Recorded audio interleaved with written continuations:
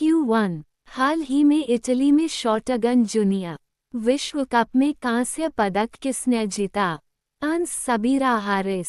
भारत की सबीरा हारिस ने इटली में एक एसएसएफ जूनियर विश्व कप में महिलाओं की ट्रैप स्पर्धा में 40 में से 29 निशाने साधकर कांस्य पदक जीता। अमेरिका की कैरी गैरिसन ने 50 में से 40 निशाने साधकर स्वर्ण पदक जीता, जबकि इटली की सोफिया गोरी ने 39 निशाने साधकर रजत पदक जीता। भारतीय निशानेबाज भव्य त्रिपाठी और राजकुमार इंगले क्रमशः 26वें और 33वें स्थान पर रहे।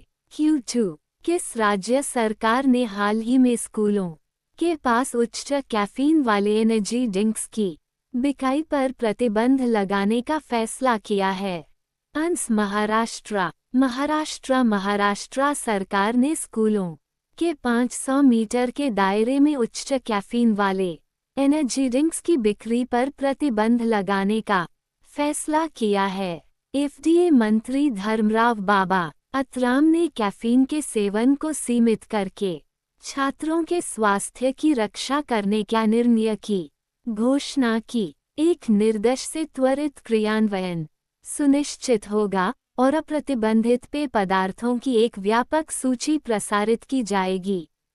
इस कदम का उद्देश्य छात्रों के लिए स्वस्थ वातावरण बनाना और अत्यधिक कैफीन के सेवन के प्रतिकूल प्रभावों को कम करना है। Q3 हाल ही में खबरों में रही ठाणे बोरीवली सुरंग परियोजना किस राज्य से संबंधित है? आंसर महाराष्ट्र। ग्रेटर दैन प्रधानमंत्री नरेंद्र मोदी ने हाल ही में 29,400 करोड़ रुपये से अधिक की परियोजनाओं का शुभारंभ और शिलान्यास करने के लिए मुंबई का दौरा किया। प्रमुख परियोजनाओं में ठाणे बोरीवली सुरंग और गोरेगांव मुलुंड लिंक रोड शामिल हैं। 16,600 करोड़ रुपये की लागत वाली ठाणे बोरीवली सुरंग बोरीवली में वेस्टर्न एक्सप्रेस हाईवे को ठाणे घोड़बंदर रोड से जोड़ेगी, जिससे यात्रा 12 किलोमीटर कम हो जाएगी और यात्रा का समय लगभग 1 घंटे कम हो जाएगा। Q4 निम्नलिखित में से कौन सा देश अंतर्राष्ट्रीय उत्तर दक्षिण परिवहन गलियारे INSTC में शामिल है? आंसर भारत, ईरान, रूस। INSTC में 13 सदस्य देश शामिल हैं।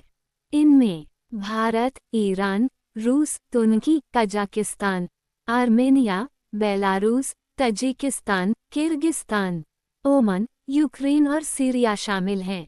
बल्गेरिया एक गैर मतदान पर्यवेक्षक सदस्य है।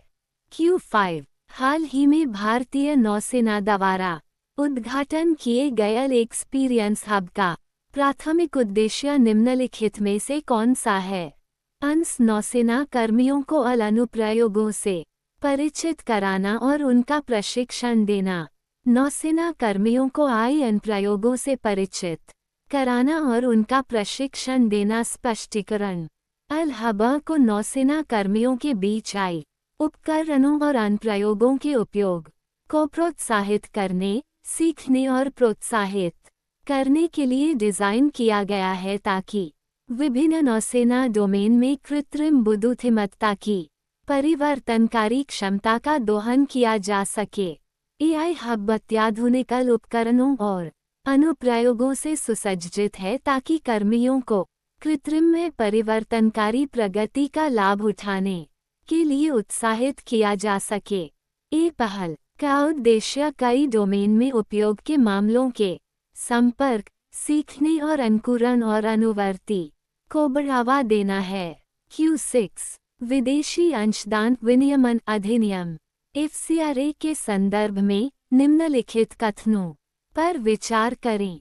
आंसर 1 यह विदेशी धन प्राप्त करने वाले सभी पंजीकृत गैर लाभकारी संगठनों NPO पर लागू होता है। 2 इस अधिनियम का उद्देश्य विदेशियों को भारतीय चुनावी राजनीति को प्रभावित करने से रोकना है। Q7 सैन्य अभ्यास पिच ब्लैक के बारे में निम्नलिखित कथनों पर विचार करें। एक, यह भारत और न्यूजीलैंड के बीच आयोजित एक वार्षिक संयुक्त सैन्य अभ्यास है। अंश 2024 का अभ्यास अंतर्राष्ट्रीय सहयोग को मजबूत करने के उद्देश्य से बड़े बल रोजगार युद्ध पर केंद्रित होगा। पिच ब्लैक अभ्यास एक वार्षिक आयोजन नहीं है, बल्कि एक द्विवार्षिक अभ्यास ये रॉयल ऑस्ट्रेलियन एयरफोर्स ड्राफ्ट द्वारा आयोजित एक बहुराष्ट्रीय अभ्यास है। 2024 का अभ्यास अंतर्राष्ट्रीय सहयोग को मजबूत करने के उद्देश्य से बड़ी बल रोजगार युद्ध पर केंद्रित होगा। यह अभ्यास भाग लेने वाले देशों को बड़ी दूरी पर तैनात करने, इंडो पैसिफिक क्षेत्र में एकीकृत संचालन का समर्थन करने और मजबूत विमानन संघों के निर्माण की क्षमता को मजबूत करने का अवसर प्रदान करता है। क्यों निम्नलिखित में से किस क्षेत्र को राष्ट्रीय गोपाल रत्न पुरस्कार से मान्यता प्राप्त है? अंश डेयरी। स्पष्टीकरण। राष्ट्रीय गोपाल रत्न पुरस्कार विशेष रूप से डेयरी और पशुधन क्षेत्र में उत्कृष्टता को मान्यता देता है। इसे पशुधन और डेयरी क्षेत्र में सर्वोच्च राष्ट्रीय पुरस्कारों में से एक के रूप में वर्णित किया गया है। इसे पुरस्कार का उद्देश्य दूध उत्पादक किसानों, डेयरी सहकारी समितियों, दूध उत्पादक कंपनियों, डेयरी किसान उत्पादक संगठनों को प्रोत्साहित करना है। ये राष्ट्रीय दुग्ध दिवस समारोह के हिस्से के रूप में पशुपालन और डेयरी विभाग द्वारा आयोजित किया जाता है।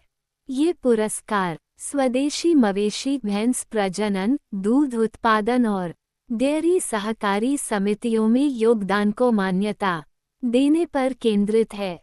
ये पुरस्कार राष्ट्रीय गोकुल मिशन के तहत दिया जाता है।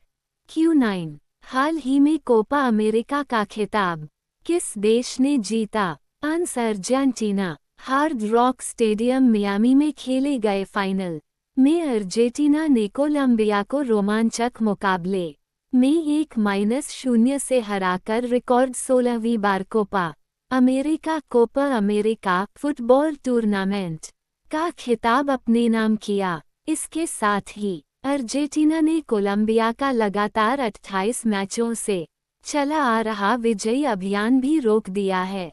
Q10। हाल ही में विंबलडन वीमेंस सिंगल्स 2024 का खिताब किसने जीता?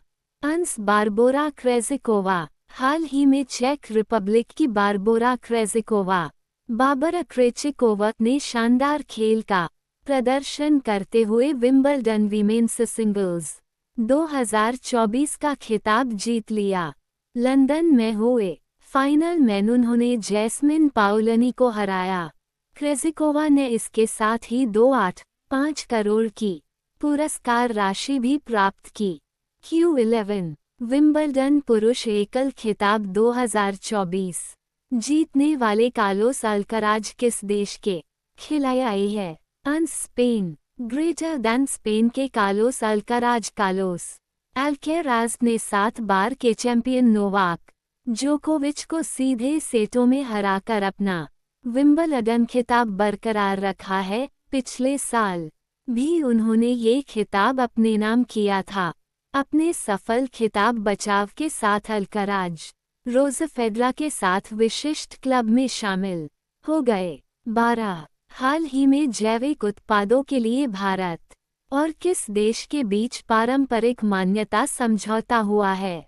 अंश ताइवान। ग्रेटर दैन भारत और ताइवान के बीच जैविक उत्पादों के लिए पारस्परिक मान्यता समझौते MRA को 8 जुलाई 2024 से नई दिल्ली में ताइवान के साथ व्यापार पर 9वें कार्य समूह की बैठक के दौरान लागू किया गया है।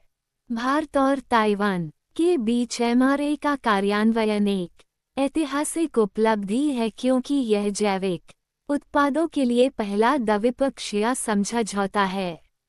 13। हाल ही में किस राज्य में राजकीय पक्षी सारस की आबादी बढ़ गई है? अंश उत्तर प्रदेश। ग्रेटर दैन सारस क्रेन को 2014 में उत्तर प्रदेश का राज्य पक्षी घोषित किया गया था। भारत में सारस क्रेन की सबसे बड़ी आबादी उत्तर प्रदेश में है। 14 हाल ही में कहा भारतीय मूल सांसद ने भगवत गीता पर हाथ रख कर शपथ ली है। अंस ब्रिटेन ग्रेटर दैन भारतीय मूल की सांसदों में से एक भारत के गुजराती मूल की उम्मीदवार शिवानी राजा ने लीसेस्टर ईस्ट सीट से जीत हासिल की है। हाउस ऑफ कॉमन्स में शपथ ग्रहण के दौरान शिवानी राजा के हाथों में भगवद गीता थी। उन्होंने गीता की किताब को अपने हाथ में रखकर सांसद की शपथ ली।